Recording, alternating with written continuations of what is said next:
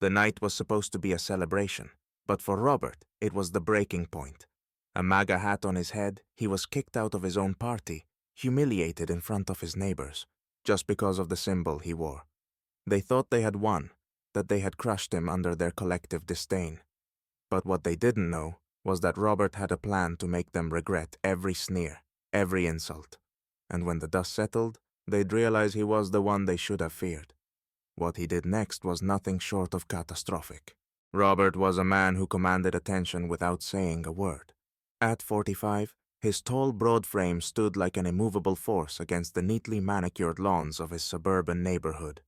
His body, hardened by years of labor and struggle, was wrapped in a faded navy blue t-shirt, its sleeves rolled up to reveal tattoos, symbols of a past that wasn't all suburban comfort. His muscles rippled with the quiet strength of someone who'd earned every inch, his thick beard peppered with gray, framing a square jaw. His piercing blue eyes, sharp and unyielding, surveyed the world with a quiet intensity that seemed to dare anyone to challenge him. The most striking thing about him, though, was the red MAGA hat perched proudly on his head, a symbol that both invited admiration and ignited disdain.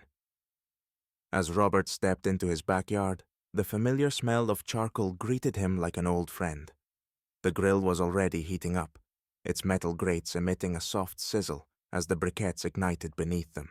He set the bag of charcoal down with deliberate care, his fingers moving with practiced precision to arrange the fire. He had done this 1,000 times before. The rhythm of his work felt right, the sizzling of burgers and hot dogs a perfect soundtrack to his thoughts. Yet despite the simplicity of the task at hand, Robert could feel the weight of the eyes upon him. From every direction, the murmurs of his neighbors grew louder. They were watching him, no doubt seeing the hat first and everything else second. It wasn't just about the burgers or the hot dogs or the summer evening. It was about him, about the message his hat sent without saying a word. Division, patriotism, the controversy of the Trump era. To them, the hat was a symbol of everything they loathed. To Robert, it was a badge of honor. It was who he was, unapologetically. As he fanned the flames, he could hear the voices growing sharper, more uncomfortable.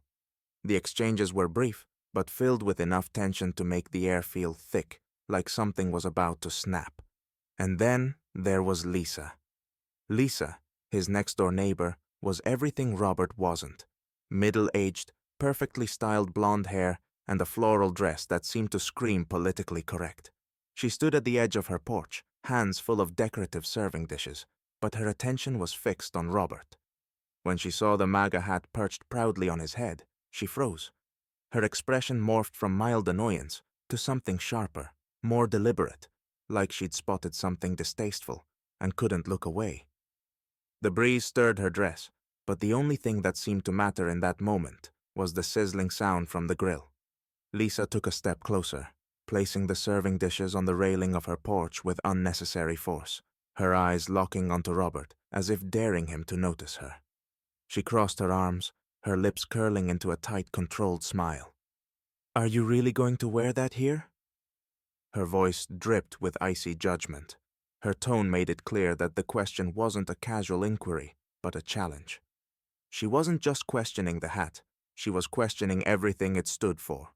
The look in her eyes demanded compliance, her stance unyielding. Robert didn't flinch. He didn't acknowledge her words. He didn't even look up. With a casual flick of his wrist, he turned the burger sizzling on the grill. The sound seemed to swell, filling the air with the sound of defiance, drowning out the rising tension between them. The growing murmurs of the neighbors, the judgy stares, the discomfort, they all meant nothing to Robert. He wasn't going to apologize for his hat, for his beliefs, for who he was. The burger flipped effortlessly, the crisping edges of the patty catching the light from the grill. The heat from the fire flickered across his face, but his eyes never left the food. He could feel the weight of Lisa's gaze on him, but he was resolute. She could frown, she could judge, but Robert wasn't interested in playing by her rules.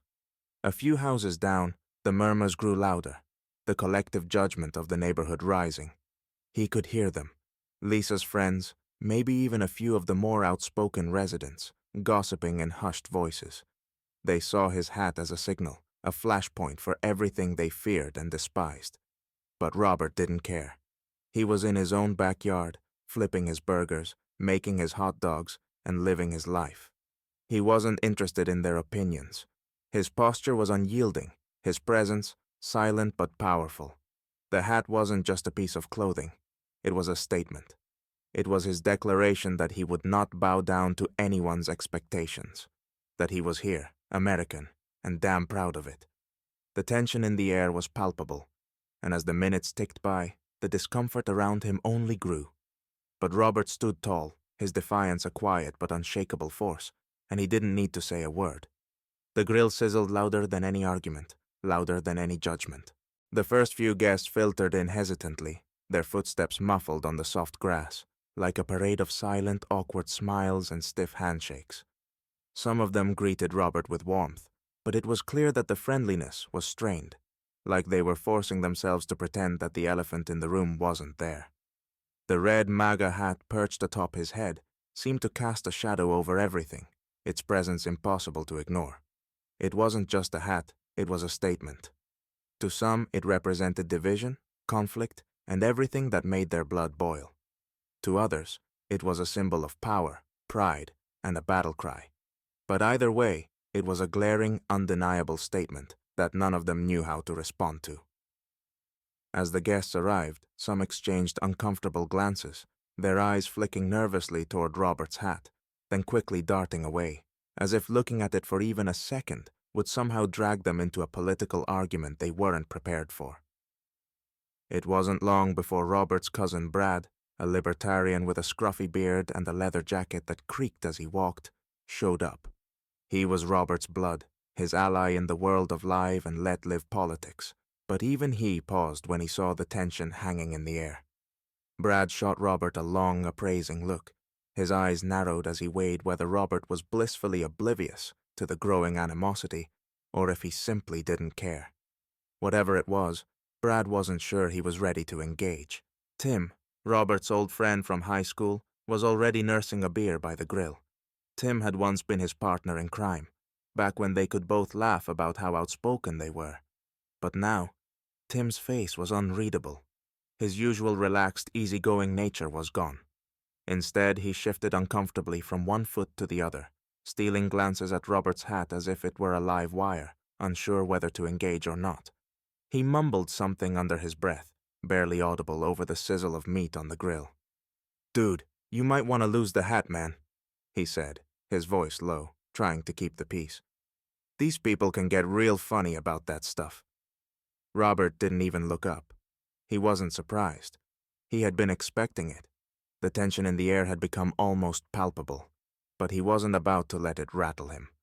His hand moved with practiced precision, flipping another burger, the sizzle filling the yard like a defiant counterpoint to the mounting awkwardness. His voice, when it came, was steady, unwavering. "It's my house, my party," Robert grunted, his eyes fixed on the grill as he turned another hot dog, the sizzling sound masking the heavy silence. His words were firm, no question, no hesitation. This wasn't just a BBQ. It was a stand. He wasn't going to back down. But then Lisa appeared again, stepping out with a plate of potato salad in hand, the colorful bowl almost like an offering. An attempt at peace, or perhaps a way to stake a claim. Lisa was all smiles at first, but now there was something colder in her eyes. She wore that floral dress again, and her heels clicked sharply against the patio as she walked over to the grill, her gaze never leaving Robert's hat. There was no mistaking the disdain in her eyes now. This wasn't the same friendly, neighborly, chatty Lisa who had waved earlier. This was someone who had a point to make.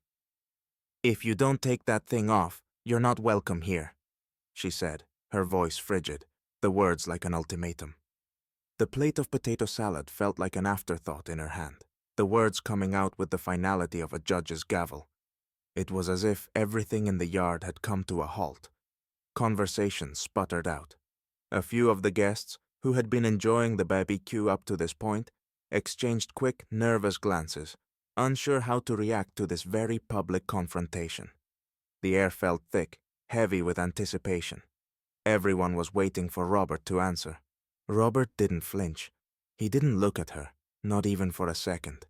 His grip on the spatula tightened, the metal cold beneath his fingers.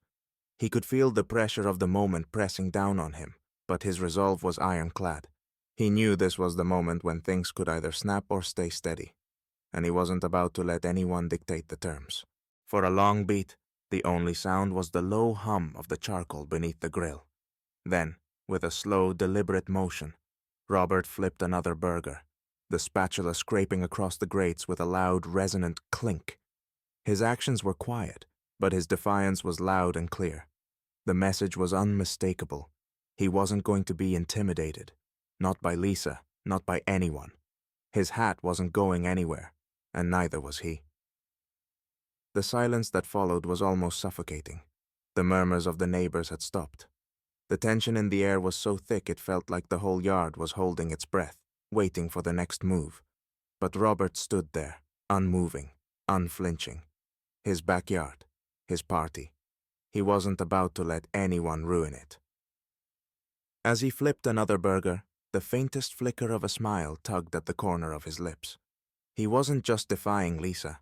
He was defying all of them. As Lisa's words hung in the air, a ripple of discomfort spread through the yard. The silence wasn't just awkward. It was charged with a palpable, simmering hostility.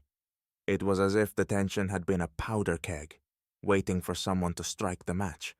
And now that Lisa had drawn the line, the crowd seemed to shift, emboldened by her declaration, all their eyes on Robert, each person silently deciding where they stood.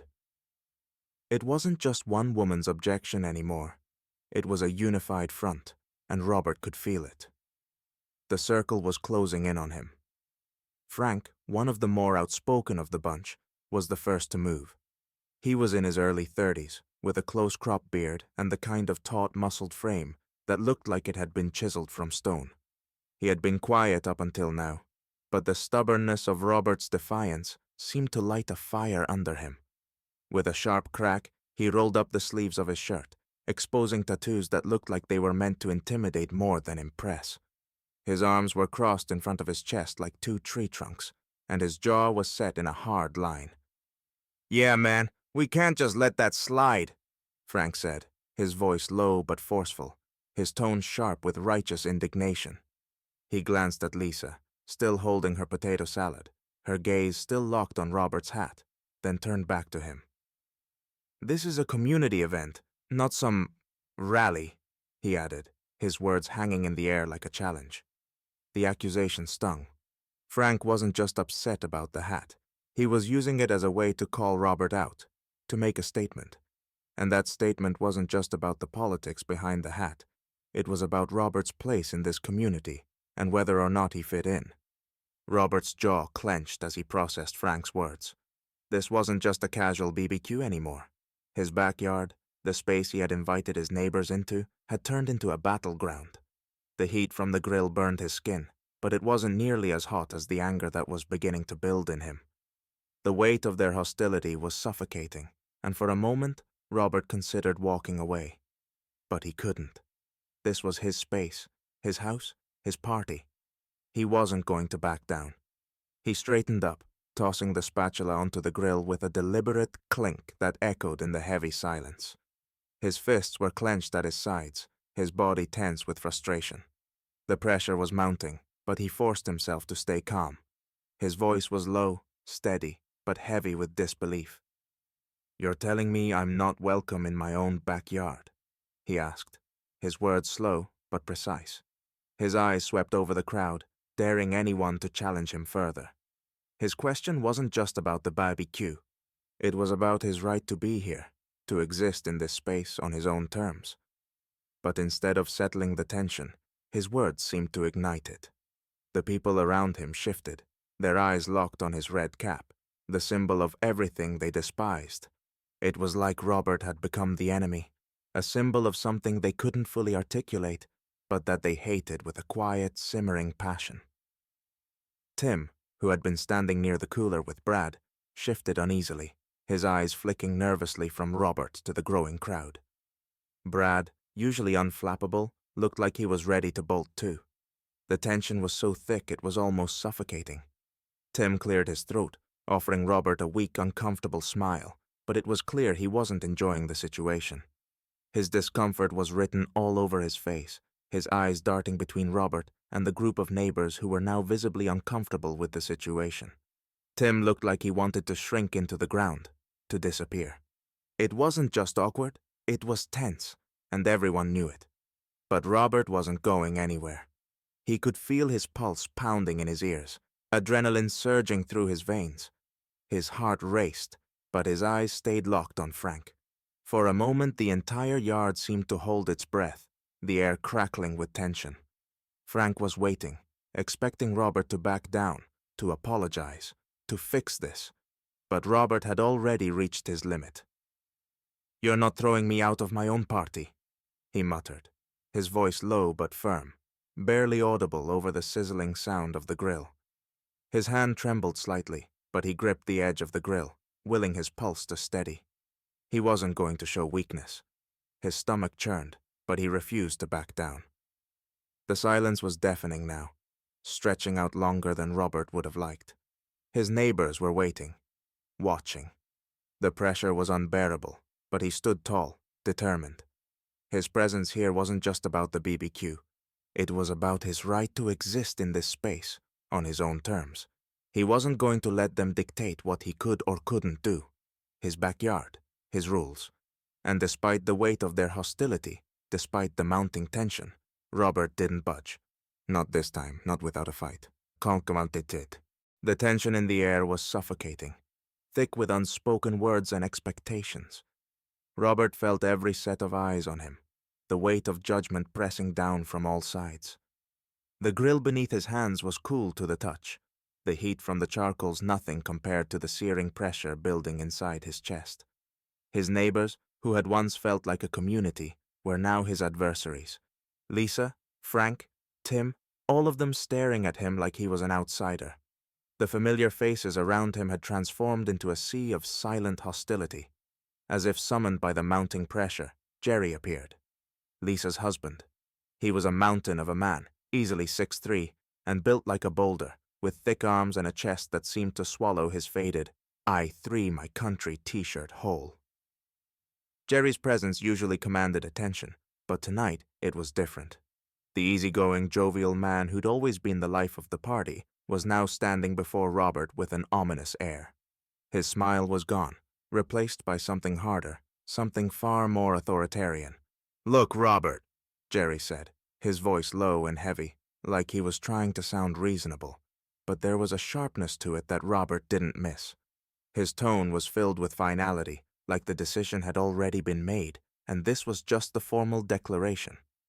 Jerry took a deep breath, his broad chest expanding and contracting as he composed himself, before speaking again. "This is getting ridiculous. You either take off the hat, or you're out."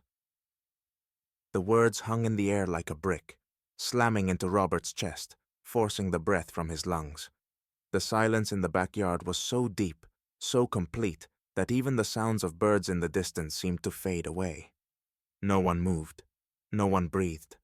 Robert could feel his heart pounding in his ears, the blood rushing hot and loud through his veins. His gaze flicked from Jerry's imposing figure to the rest of the group. His neighbors, once friendly, once easygoing, were now silent, watching him like he was the problem.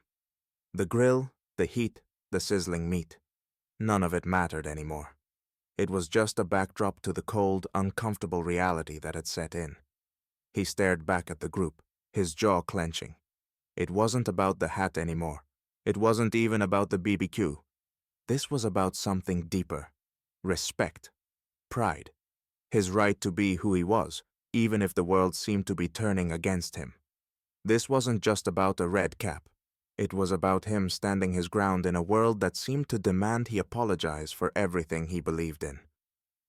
"I'm not going anywhere," Robert said, his voice steady, though there was a tightness to it, as though each word took everything in him to force out. "This is my home."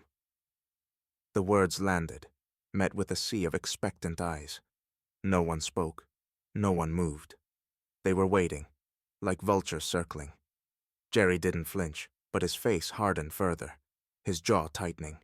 Then, with one swift, deliberate motion, He stepped forward, closing the distance between them in an instant. The grip Jerry placed on Robert's arm was firm, almost crushing, and Robert was taken off guard. The sheer force of it made him stumble. For a split second, Robert considered fighting back. He thought about shaking Jerry off, maybe even pushing him away. But as his eyes flicked over the faces of his neighbors, Lisa, Frank, Tim, something inside him snapped. They weren't just standing by, they were watching, waiting for him to fall, to break. They had already decided. This wasn't about physical confrontation. It was about him being the villain in a story he never agreed to. With one last flicker of defiance, Robert let himself be led away, the tight grip on his arm sending jolts of discomfort through his muscles. His chest felt tight, his heart pounding with the burn of humiliation. Every step felt like a betrayal, a giving in to something he couldn't change, couldn't fix. His eyes never left the grill, his backyard, the space that had once felt like his sanctuary, a place where laughter, friendship, and community had existed. Now, it felt like a battleground, and he was the one being forced off the field. Jerry's hand tugged harder, pulling Robert farther from the grill. The sizzling meat seemed to mock him as it continued to cook in the background. Robert walked slowly, his chest heavy with confusion and a deep sense of betrayal. How had this happened? How had he gone from hosting a BBQ to being tossed out of his own party? His neighbors, who had once been like family, were now the ones driving him out. Standing at the edge of his own driveway, Robert finally allowed himself to stop, looking back at the grill one last time. His heart sank as the reality of what had just happened settled in. The taste of defeat was bitter, sour in his mouth. As Jerry continued to tug him away, Robert's mind swirled with questions. Why hadn't anyone stood up for him? Why hadn't they spoken out?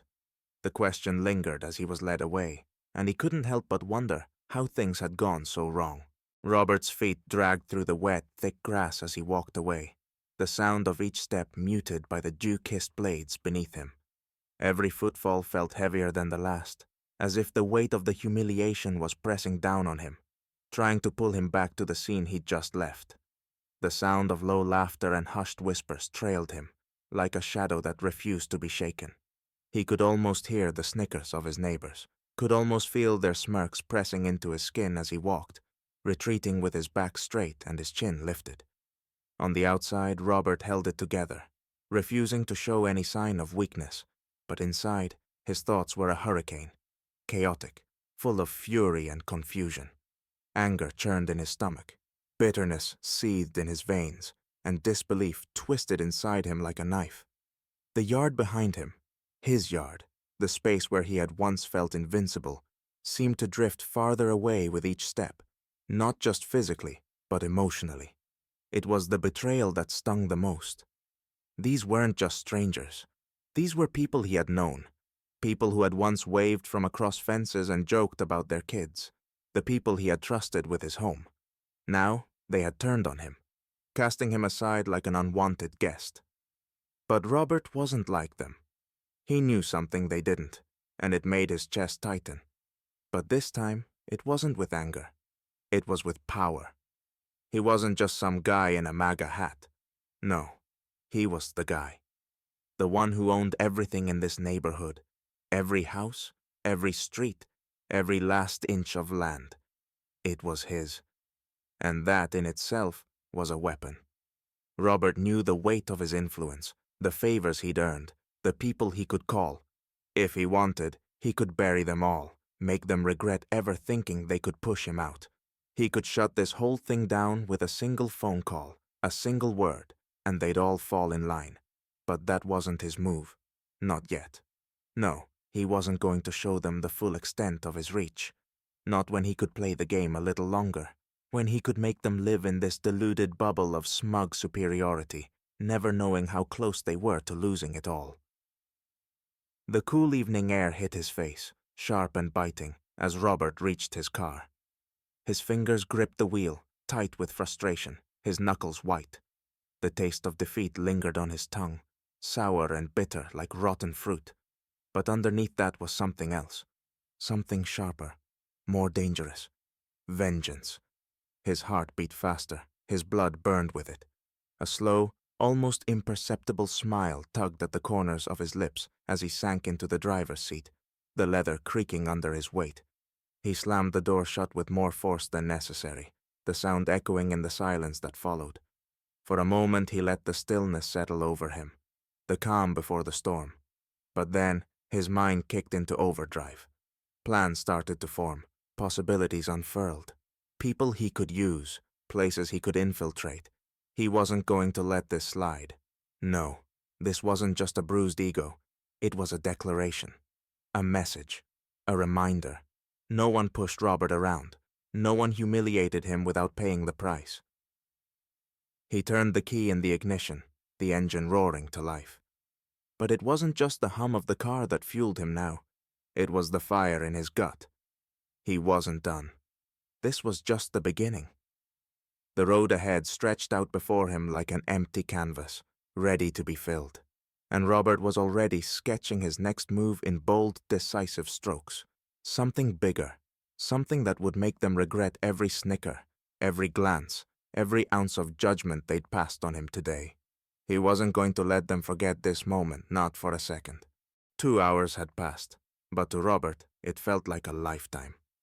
The sun hung low in the sky, spilling its orange and pink hues across the horizon as he stood outside his new property management office, his hands stuffed deep into the pockets of his jacket. The evening chill didn't bother him. It barely registered in the wake of the searing heat still coiling in his chest. His watch blinked with its steady ticks, each one a countdown to something much bigger than the fading day, a moment of reckoning that would change everything. He stood there, on the edge of the life he had carefully built, a step away from everything he had been working toward for years. His neighbors couldn't possibly grasp what he was about to unleash. Robert wasn't just the guy with the MAGA hat anymore. No, he had become the guy. The one who owned everything.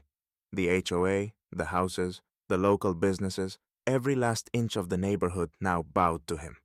The power was intoxicating. It surged through him, replacing the raw, fiery anger that had gripped him earlier with a cold, controlled satisfaction. He was untouchable now. His phone buzzed in his pocket, pulling him from the moment. He fished it out, squinting at the screen. Tim. A quick flash of irritation flared up as he opened the message. "Hey, man. What the hell? This went way too far." Robert let out a humorless chuckle. Tim had always been weak, too much of a coward to stand his ground when it mattered. Robert knew Tim would be the first to crack, the first to second-guess him.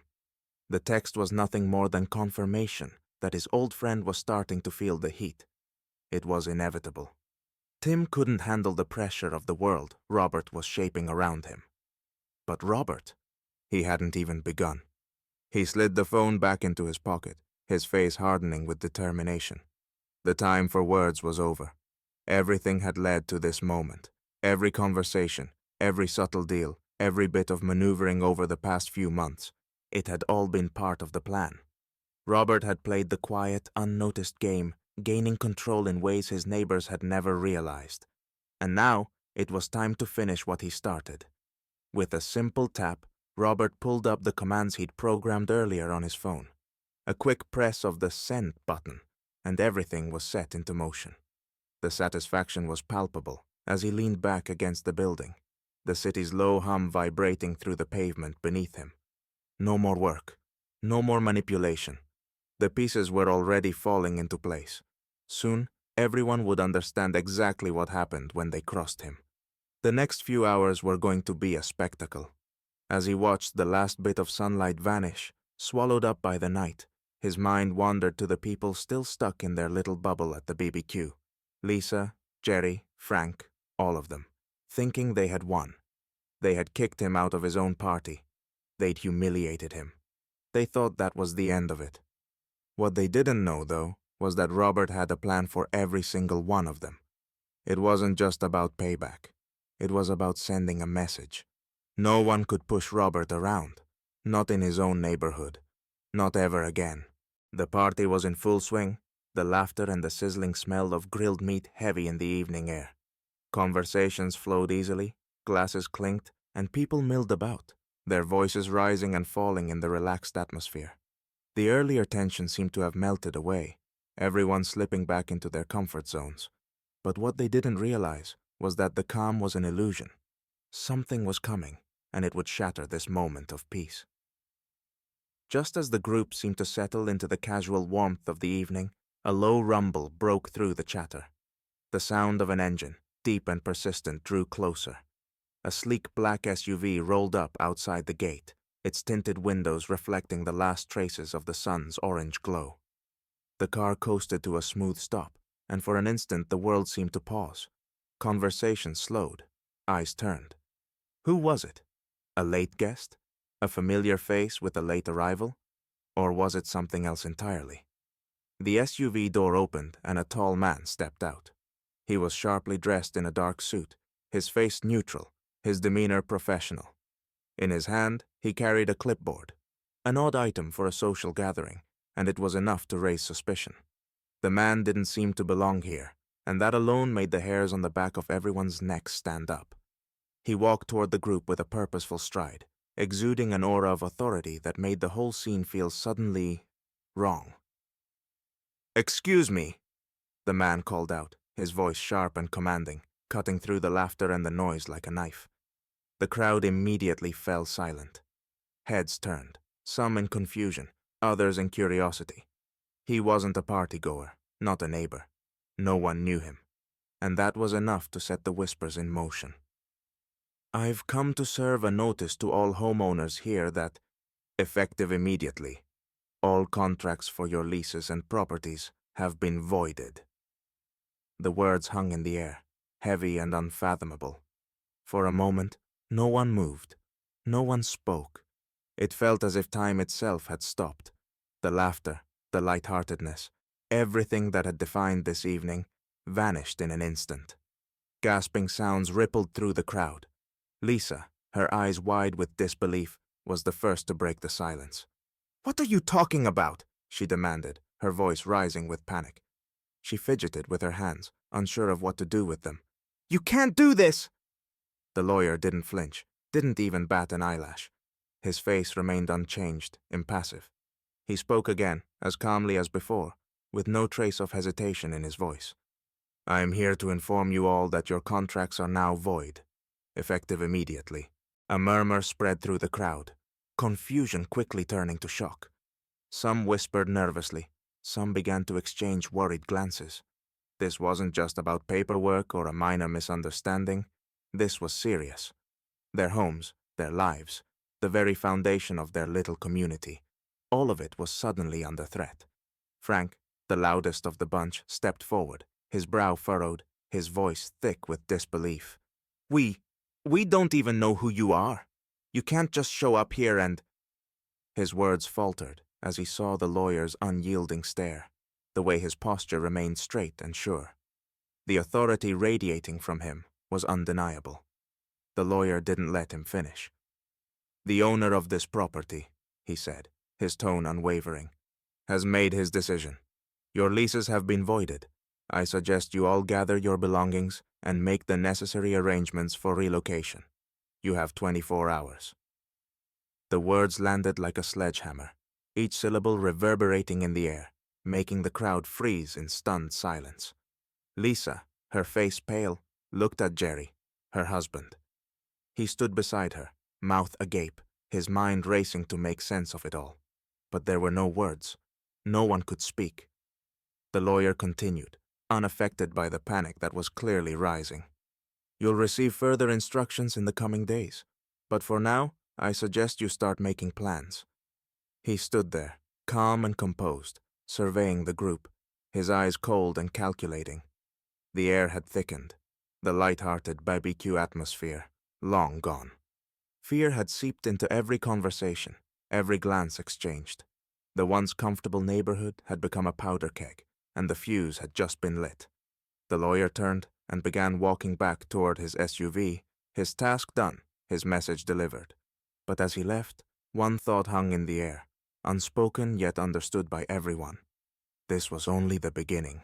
The moment the lawyer turned to leave, Robert emerged from the shadows, his silhouette elongated by the fading light of the evening. His posture was relaxed, but there was a quiet, undeniable authority in the way he stood. He exuded confidence, a calm power that had been building for years, and now it was on full display. A small, almost imperceptible smirk played at the corners of his lips as he took a slow step forward, his gaze locking with the stunned faces of his neighbors. "I own this place, remember?" Robert's voice was cool, almost casual, but the edge of it cut through the night air like a blade. His words hung in the air, carrying the weight of a truth that no one had anticipated. The neighbors froze, their expressions a mix of confusion, disbelief, and slowly creeping fear. The people who had laughed and chatted in his backyard only hours ago were now standing like statues, struggling to comprehend the magnitude of what was unfolding before them. The laughter that had filled the air was gone, replaced by the heavy silence of realization. Lisa, still in her floral dress, seemed to be the first to snap out of her daze, but only just. You're the owner?" Her voice cracked, disbelief written all over her face. Her hands, once holding a wine glass, now hung uselessly at her sides, her entire body betraying her shock. Robert didn't respond immediately. He let the tension linger, letting the silence stretch, savoring the moment. He took another slow step forward, enjoying the power he wielded. A grin tugged at his lips, almost too deliberate. "That's right," he said, his tone level, but each word seemed to crash against them like waves on jagged rocks. "I own everything here. Your houses, your leases, your little businesses. It's all mine." The words hit Jerry hard. His face drained of color, the shock evident in his wide eyes. He blinked rapidly, trying to process it, but his mouth hung open, unable to form coherent words. But, you were just some guy at the party," he stammered, his voice faltering. You don't look, this doesn't make sense." Robert's smirk deepened, the rush of satisfaction filling him as he watched their confusion play out. It was beautiful, the way they had underestimated him. He reached into his pocket, pulling out his phone and tapping the screen with deliberate slowness. Each tap felt like a drumbeat, each second more agonizing than the last. Finally, he spoke again, his voice quiet, but the weight of power in it was unmistakable. "It doesn't make sense because you never took me seriously," he said, his words precise, cutting through their panic like a razor. "You thought you could kick me out, humiliate me in front of everyone, but now you'll realize just how wrong you were." Frank, the more outspoken one, seemed to snap out of his stupor, shaking his head, trying to laugh it off. But the laugh was hollow, nervous, and it cracked halfway through. "This is insane. You can't do this," he muttered, his voice faltering as his own doubts began to show. The bravado was gone. The truth had begun to sink in. Robert didn't answer him right away. Instead, he let the tension build, watching the room quiver with uncertainty. It was time to make his point clear, to drive it home. "As for that BBQ you all thought you could just take over," he continued, his eyes narrowing slightly, "you're not welcome here anymore. Not ever again." The words landed with brutal finality. It was like a punch to the gut for everyone present, and the crowd collectively recoiled. The sense of betrayal, of powerlessness, rippled through them. Lisa turned her gaze from Robert to the lawyer, her face flushed with confusion, realization dawning on her. Jerry, still in a daze, took an involuntary step back, as though the heat of Robert's words was physically pushing him away. "In fact," Robert said, his voice low and smooth, "the next time any of you even think about stepping foot on this property, I'll make sure you're escorted off. Permanently." The finality in his tone was unmistakable. This wasn't a threat, it was a promise. And everyone there knew Robert had the means to make good on it. There was no argument, no room for negotiation. They had crossed the line, and they would never be able to uncross it. For a long moment, no one moved. The only sounds were the distant chirps of crickets and the rustling of leaves in the evening breeze. Lisa's face flushed deep red, her gaze flickering between Robert and the lawyer, who stood silently by, observing the scene with detached professionalism. Jerry, still pale, tried to speak, his voice small, trembling. "You can't just—" "Oh, I can," Robert interrupted, his voice cold, his eyes locking onto Jerry's. And I just did. The message was clear. No further explanation was needed. Robert had made his point, loud and clear, and now it was time to walk away. As he turned to leave, the weight of his presence still hung in the air, and every footstep he took seemed to echo in the silence that followed. They were powerless now. They would never forget the lesson they'd learned tonight. And Robert? He'd just taken the first step in a game they would never even know they were playing. The evening had morphed from a casual gathering into a disorienting, almost surreal nightmare for Robert's neighbors. What they couldn't yet see was that the humiliation they had handed him was only the beginning. Robert wasn't someone who took a hit and walked away quietly, not when his pride and reputation had been shattered in front of the people who had so brazenly mocked him. The BBQ? Just the warm-up. The real storm was about to hit. As he stood in the shadows of his backyard, watching the remnants of his once jovial party fizzle out into awkward murmurs and tense glances, Robert's fingers were already tapping furiously at his phone. The wheels were in motion now, each tap sending ripples through the neighborhood that would ensure his neighbors never forgot who they had crossed. Within minutes, he'd activated the first phase of his plan. Robert contacted his property management team, instructing them to begin the eviction process for the loudest, most insistent of his tenants, those who had pushed hardest for his disgrace. It was cold, clinical, and calculated. His authority as the new owner gave him the right to act, and Robert was enjoying the power that came with it. Each lease was shredded. Each tenant served a notice. Some would try to resist, but the defiance only made the payoff sweeter. He knew how to handle them. Pressure. And they would fold one by one. And then, with another few taps, Robert turned his attention to the local businesses, the ones his neighbors loved so much, the exclusive, trendy spots they considered their own private playground. Robert had been working behind the scenes for months, quietly negotiating with the owners, buying them out, securing his control. Tonight, with just a few strokes of his phone, he flipped a switch. Reservations? Cancelled. Table bookings for the next few weeks? Gone. No more casual nights out, no more dinners at the inn spots. He couldn't wait to see their faces when they realized their precious social lives would unravel, one dinner reservation at a time. His phone buzzed again, dragging him from his satisfaction. It was a text from Brad, the one who had stood by while Robert had been mocked, laughed at, thrown out of his own event. "Bro, we didn't know. We had no idea." Robert read the message once, then again. The frustration inside him bubbled up, but he swallowed it, keeping it buried beneath a layer of cold, calculating control. Brad's apology came too late. The damage had already been done. Robert had no obligation to explain himself, not to someone who had chosen to be a bystander, not after the way he'd been treated. He typed out a response, his fingers quick and decisive, each word sharp like a knife. "Next time, think before you mess with me." With a deep breath, he hit send. Brad's apology felt hollow, empty, overshadowed by the weight of the quiet revenge Robert had orchestrated. He'd made his point. There would be no forgiveness. A small part of Robert knew what he was doing was brutal, ruthless even. But it didn't matter. It felt deserved, necessary. His neighborhood had mocked him, belittled him, all because of what? A hat? An opinion? It wasn't about politics anymore. It was about respect. They had pushed him too far, and now they would pay the price. As the night stretched on, Robert could feel the satisfaction of watching the pieces fall into place. This wasn't just about a BBQ. It wasn't just about a party. This was a lesson.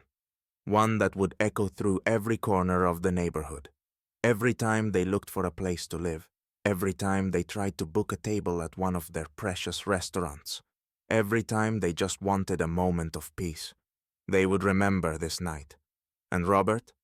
He would be right there, watching it all unfold, one consequence at a time. As the night deepened, the neighborhood fell into a quiet, almost eerie stillness. Streetlights flickered on, casting long, jagged shadows across the rows of houses, illuminating the faint traces of his success.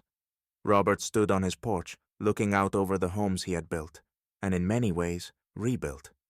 These weren't just structures, they were symbols of his vision, his grit, and the years of work he had poured into making this place his own. What had started as an ordinary street, a quiet patch of suburbia, had evolved into something much more personal. Now, as he looked over each house, each one a reflection of his hard work, he felt a quiet satisfaction settle deep within him. It wasn't just about the power he had accumulated, the evictions, the cancelled reservations, the subtle moments of revenge that had played out with perfect timing. It was more than that. It was the knowledge that he had handled everything with an air of quiet, calculated strength. While they had railed against him, thrown insults, and tried to tear him down, Robert had waited, watched. And now, as the evening air hung thick with the remnants of tension, he stood at the pinnacle of victory, untouched by anger, unscathed by their petty moves. He had made them crumble, all without ever losing his cool. Some people, he thought, a wry smirk tugging at the corners of his lips, will never learn. His eyes softened as he took in the vastness of the sky above him, the quiet hum of the world continuing just beyond his door, the sense of peace wrapped around him like a thick blanket. The people who thought they knew him, who mocked him and thought they had won, had only underestimated him. They had miscalculated, and now Robert was standing tall, victorious, his plans unfolding perfectly.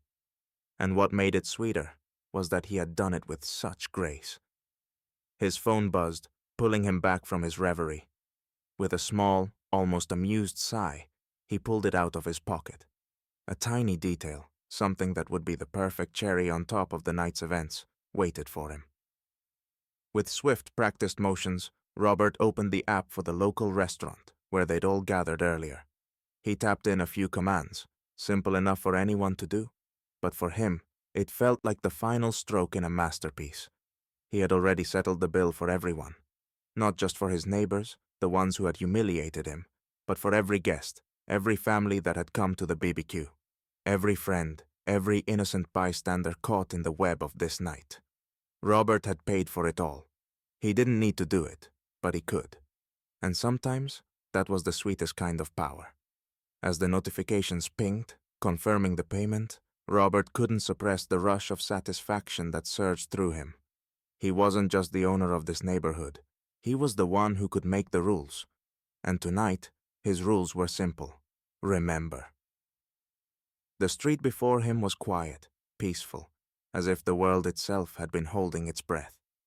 The distant hum of voices from the BBQ still lingered in the background, but it was fading, just as Robert knew the memory of the night would fade for everyone else, only to be replaced with something far more profound. His mark was on this evening, and they would never forget it. His eyes flickered to the empty space where the BBQ had once been. The grass beneath his feet was undisturbed now, save for the faint shadow stretching across the lawn. He exhaled slowly, a deep, quiet breath that was part satisfaction, part resolve. Tomorrow, they would all know exactly who was in charge. Tonight, he had had the last laugh, and it was a laugh that would echo in their minds for years to come. They would never forget what had happened here, what he had done, and most importantly, how he had done it.